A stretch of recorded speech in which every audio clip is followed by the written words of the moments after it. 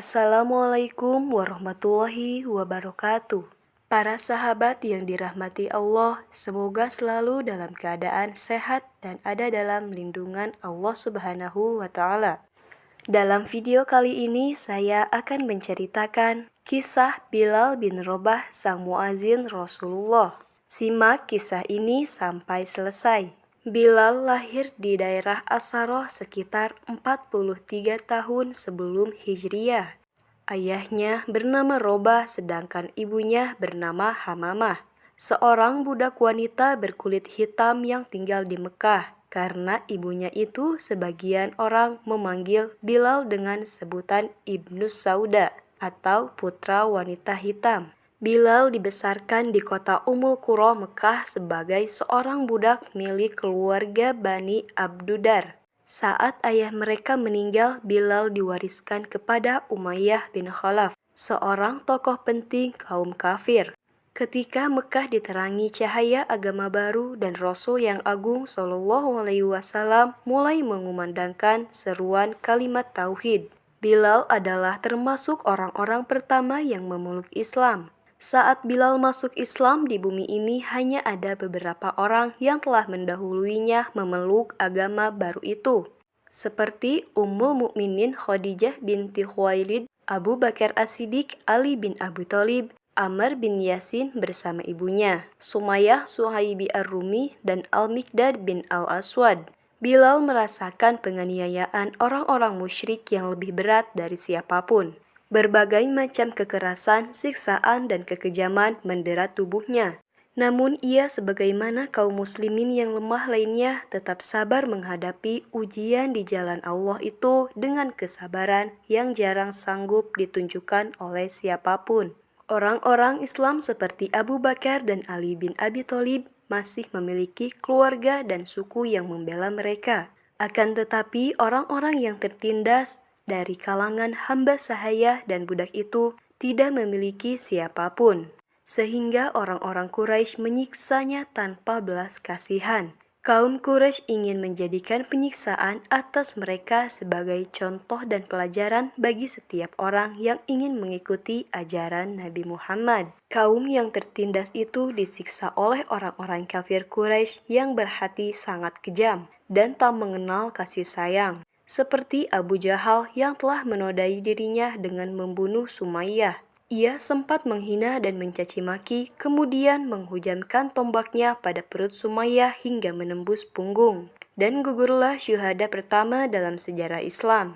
Sementara itu, saudara-saudara seperjuangan Sumayyah, terutama Bilal bin Rabah, terus disiksa oleh Quraisy tanpa henti. Biasanya apabila matahari terbit di atas ubun-ubun dan padang pasir Mekah berubah menjadi perapian yang begitu menyengat, orang-orang Quraisy itu mulai membuka pakaian orang-orang Islam yang tertindas itu, lalu memakai baju besi pada mereka dan membiarkan mereka terbakar oleh sengatan matahari yang terasa semakin terik. Tidak cukup sampai di situ. Orang-orang Quraisy itu mencambuk tubuh mereka sambil memaksa mereka mencaci maki Nabi Muhammad.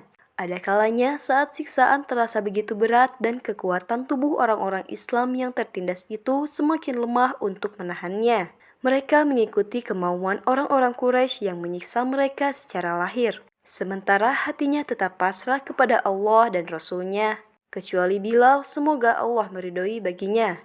Bagi Bilal, penderitaan itu masih terasa terlalu ringan jika dibandingkan dengan kecintaannya kepada Allah dan perjuangan di jalannya. Orang Quraisy yang paling banyak menyiksa Bilal adalah Umayyah bin Khalaf bersama para algojonya.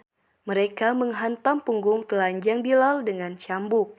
Namun Bilal hanya berkata, "Ahad, Ahad, Allah Maha Esa." Mereka menindih dada telanjang Bilal dengan batu besar yang panas. Bilal pun hanya berkata, "Ahad, Ahad." Mereka semakin meningkatkan penyiksaannya, namun Bilal tetap mengatakan, "Ahad, Ahad." Mereka memaksa Bilal agar memuji Latta dan Uzza, tapi Bilal justru memuji nama Allah dan Rasul-Nya. Mereka terus memaksanya, "Ikutilah yang kami katakan." Bilal menjawab, "Lidahku tidak bisa mengatakannya."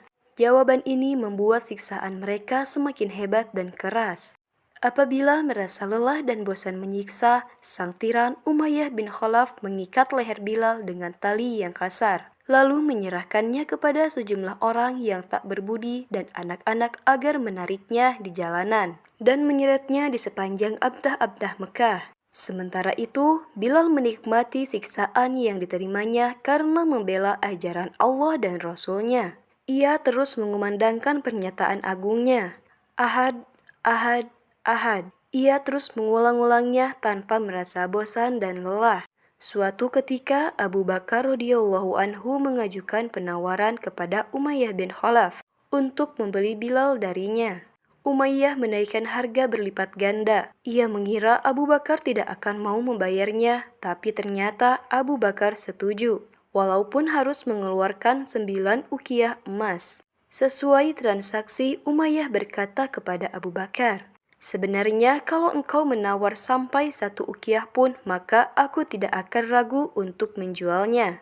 Abu Bakar membalas, "Seandainya engkau memberi tawaran sampai 100 ukiah pun, maka aku tidak akan ragu untuk membelinya." Ketika Abu Bakar memberitahu Rasulullah SAW, ia telah membeli sekaligus menyelamatkan Bilal dari cengkraman para penyiksa. Rasulullah SAW berkata kepada Abu Bakar, "Kalau begitu, biarkan aku bersekutu denganmu untuk membayarnya, wahai Abu Bakar."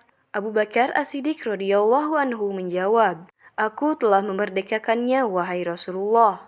Setelah Rasulullah SAW mengizinkan sahabat-sahabatnya untuk hijrah ke Madinah, mereka segera berhijrah termasuk Bilal radhiyallahu anhu.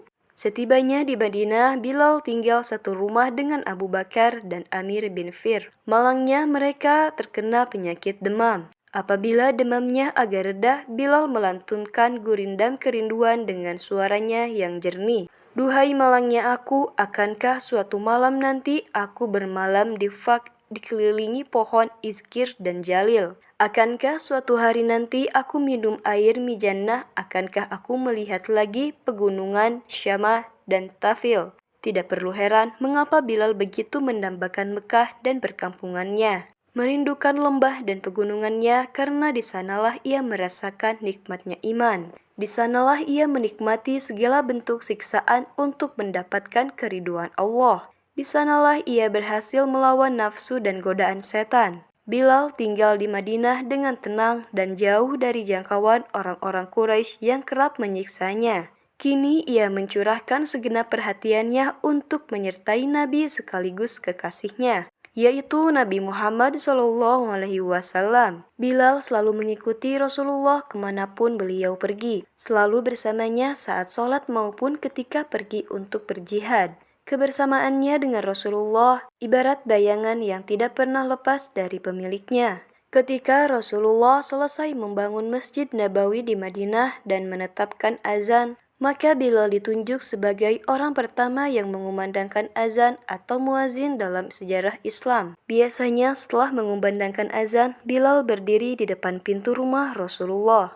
"Hayya 'alal sholati, hayya 'alal sholah." Mari melaksanakan sholat, mari meraih keuntungan. Lalu ketika Rasulullah keluar dari rumah dan Bilal melihat beliau, Bilal segera melantunkan iqamah. Suatu ketika Najasyi, Raja Habsyah, menghadiahkan 3 tombak pendek yang termasuk barang-barang paling istimewa miliknya kepada Rasulullah. Rasulullah hanya mengambil 1 tombak, sementara sisanya diberikan kepada Ali bin Abi Thalib dan Umar bin Khattab. Tapi tidak lama kemudian beliau memberikan tombak itu kepada Bilal. Sejak saat itu, selama Nabi hidup, Bilal selalu membawa tombak pendek itu kemana-mana. Ia membawanya dalam kesempatan 2 sholat Id, Idul Fitri dan Idul Adha. Bilal menyertai Nabi dalam perang Badar. Ia menyaksikan dengan mata kepalanya sendiri bagaimana Allah memenuhi janjinya dan menolong tentaranya. Ia juga melihat langsung tewasnya para pembesar Quraisy yang pernah menyiksanya dengan hebat. Ia melihat Abu Jahal dan Umayyah bin Khalaf tersungkur berkalang tanah ditembus pedang kaum muslimin, dan darahnya mengalir deras karena tusukan tombak orang-orang yang mereka siksa dahulu. Itulah kisah penyiksaan Bilal bin Rabah. Semoga video ini bermanfaat dan bisa menambah keimanan serta ketakwaan kita kepada Allah Subhanahu wa Ta'ala. Terima kasih sudah menonton video ini sampai akhir. Wassalamualaikum warahmatullahi wabarakatuh.